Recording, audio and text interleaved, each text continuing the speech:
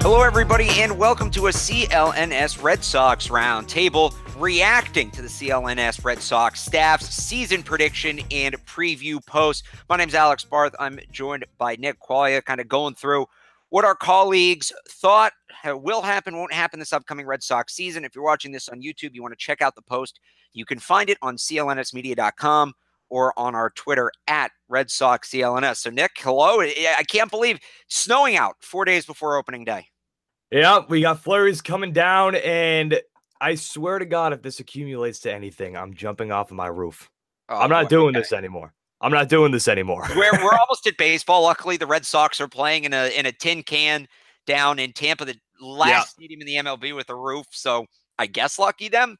And then they'll be in Miami before they come home, so they have some time to bide the snow. But let's get to the predictions. We'll start off with the big one.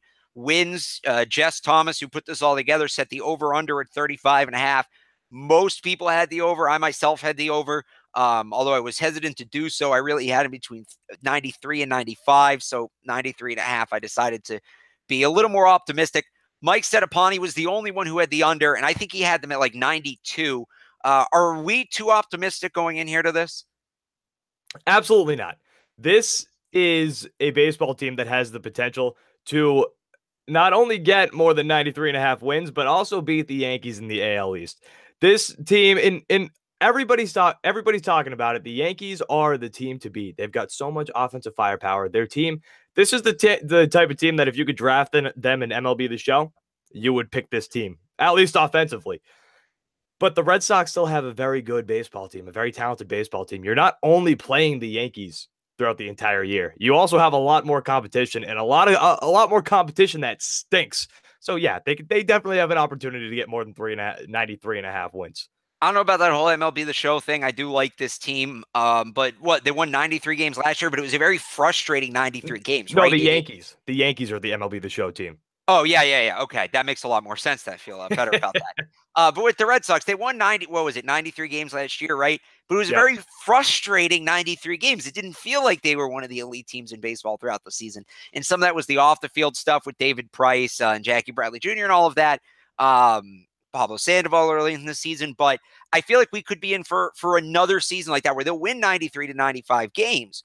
But it's going to be an excruciating. It's probably going to feel more like the 90 mark that Michael Stettapani has them around right there. One thing on the Red Sox Yankees, though, and I mentioned this in my bold predictions in the article, I think we agree on this. The Yankees will finish the regular season with the better record, but I do think the Red Sox will win the head-to-head series against the Yankees.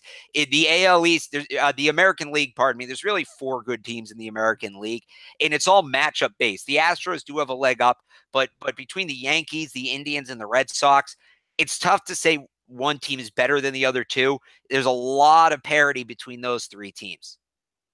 Oh, yeah, and it's just like the opportunity that's there for this team to be good, it's just so prevalent. The team has so much talent. I mean, is it even a question that they're going to be one of the best teams in the league? It just sucks that the Yankees are also in the same division.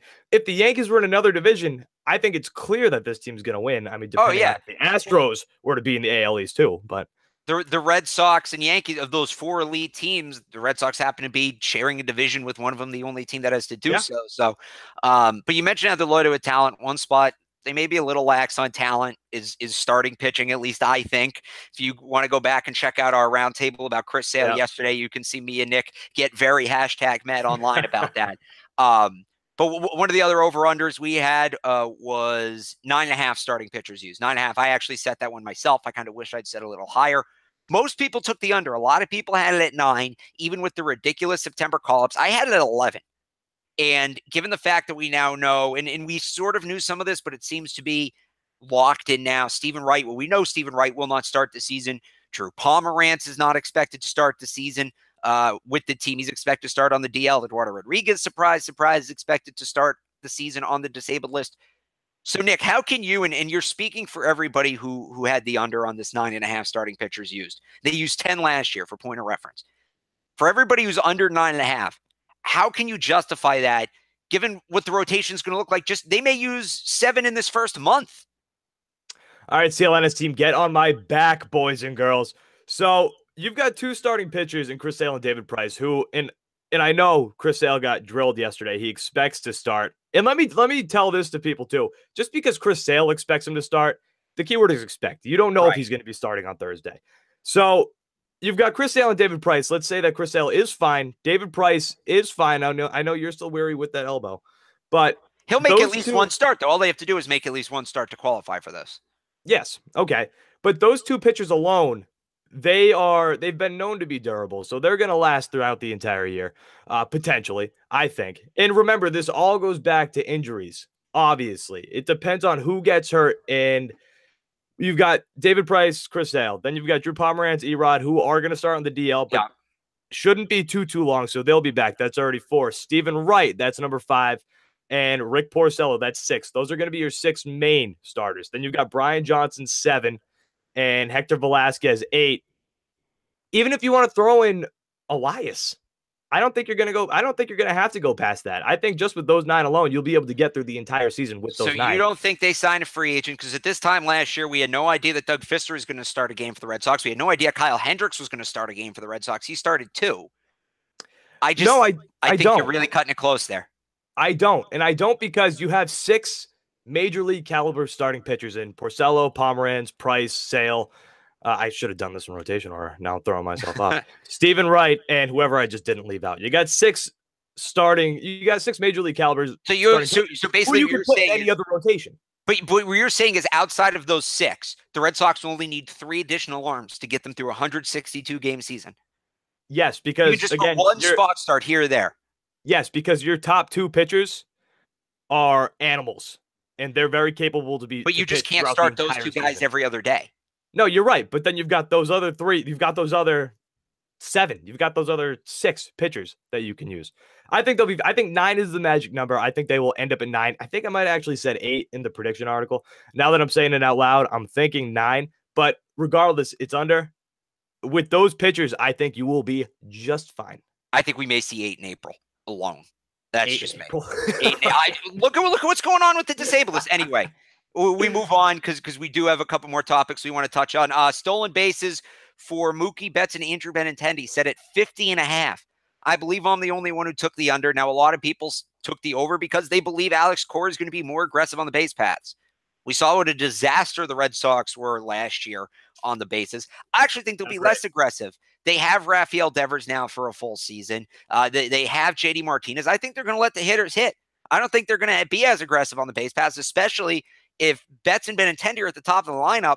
You're not going to want guys running into unnecessary outs with the likes of JD Martinez, Hanley Ramirez, Rafael Devers, Xander Bogaerts at the plate. So those 2 stole a combined 46 bases last year. I think that number's down slightly from that because I'm alone in this camp. That's fine. I think they're actually going to be less aggressive when it comes to stealing bases. Now, extra bases, maybe extending doubles, trying to go first to home. There, they could be a little more aggressive. I don't think they're going to try to steal as many bags this year.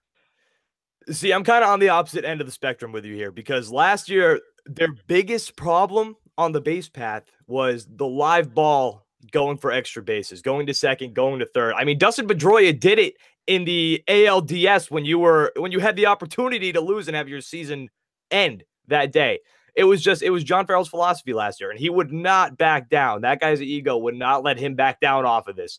He had them in Butterfield too. Butterfield's arm was just waving everybody home last season. It was ridiculous. And on the base paths alone, again, live ball, they were awful. But stealing bases this year, I think this is where Alex Cora's brand of baseball is going to be exciting for Red Sox fans because we're going to be able to watch this team try to get those extra bases, but in smart ways rather than just the hectic ways that they were doing last year. And in Benintendi and Betts, they're both very talented on the base paths. They're both very, very talented base stealers. They're both quick. I think that in the right moments, each of them, they're only going to have to, one's going to have to get 25, one's going to have to get 26. I think that's a capable number for both of those guys to do, 25 or 26 stolen bags on the year. Okay, so real quick here before we wrap it up, sort of big picture, and again, you can check out our previews, predictions, and bold hot takes column on clnsmedia.com. If you're watching this on YouTube, the link is down below in the description to see what everybody said about all of our categories. But just breaking it down, most outlandish writer predictions. So who, as a whole, do you think had the most outlandish takes? I mean, Mike Stettapani is one of my favorite guys on the staff because the guy is bananas when it comes to negativity with this team. And I know, Alex, you too. You like to be Mr. Negative, Hey, but I didn't even take the under for wins. He took the under for wins. he took the under for wins, which I think is crazy. Actually, you know what? Let me say this: the most outlandish take, the most negative takes goes to Mike. I think the craziest take goes to Lauren. Yeah, Lauren And a Lauren Blake had Swihart take. well, her whole thing was the most homerish. She had them losing the ALCS in game 7 to the Astros. She has Blake Swihart as an all-star. I think she had Brian Johnson winning 18 games. She took, the over on just about everything, or the under, where like for ERA, where the under is better than over. Lauren definitely let her inner fan, right, and I don't mean this as an insult, Lauren, but I think the inner fan in you kind of nudged out the journalist a little bit to put together these predictions. Although the biggest homer single sentence goes to our fearless leader, Just Thomas, who has the Red Sox winning the World Series. And That nobody else that touched take, that. that take is bananas. Listen, this team has a lot. There's a lot of teams in major leagues and the American League who I see as better than the Red Sox. They're going to have a tough time keeping up with these guys. The Astros won the World Series last year and got better and got better. Now, The Yankees took the Astros to the brink and they got better.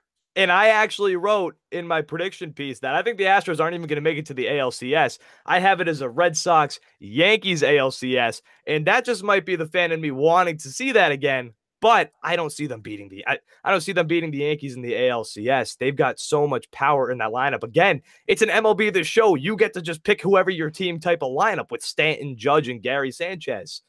I don't think you're going to beat that team in the ALCS, man. And I don't think you're going to go to the World Series. This is for way down the road, but because Cleveland plays in such an easy division, there is the way it would have to set up is the Red Sox win the wild card.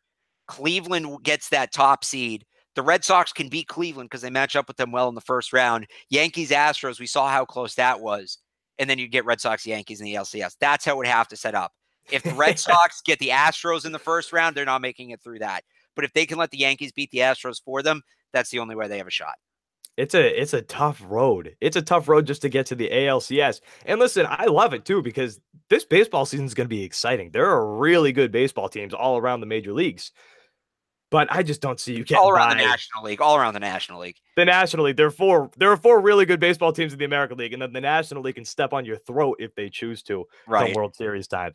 But yeah, even so, if you get through the ALCS, if you somehow beat the Yankees, and I want them to, if you somehow beat the Astros, somehow beat the Indians, then you got to face the team that came out of the National League. And the National League is stacked. Well, and again, they said that about the NFC and the NFL this year, but we won't get into that. That's going to do it for this roundtable. It is brought to you by Hims. Gentlemen, do you know 66% of men lose their hair by the time they are 35, and it is easier to keep the hair you have than to replace the hair you have lost. Hims can help you out because thanks to science, now baldness is just an option. Hims will connect with real doctors and medical grade solutions. And right now, if you go to forhims.com, that's FORHIMS.com/reports, you can get started with a $5 free trial. So when you're out sitting up on the monster at Fenway this year, let that wind blow through your all-natural hair up on top of the green monster. That is forhims.com, FORHIMS.com/reports for your $5 trial while supplies last. So make sure to get on there soon. Again, if you want to check out our full preview and predictions post, you can check that out on CLNSmedia.com. It is in the description for this YouTube video as well, so why don't you go down and click that. You can kind of see what we were talking about. And we'll have more coverage, of course, leading up to opening day. Wednesday night and Thursday will really be ramping it up, so make sure to subscribe to CLNS on YouTube and follow us on Twitter at RedSoxCLNS for all of that information. For Nick Qualia, my name's Alex Barth. We are just days away from opening day. We hope you stick with CLNS through it. Thanks for watching. We'll talk to you next time.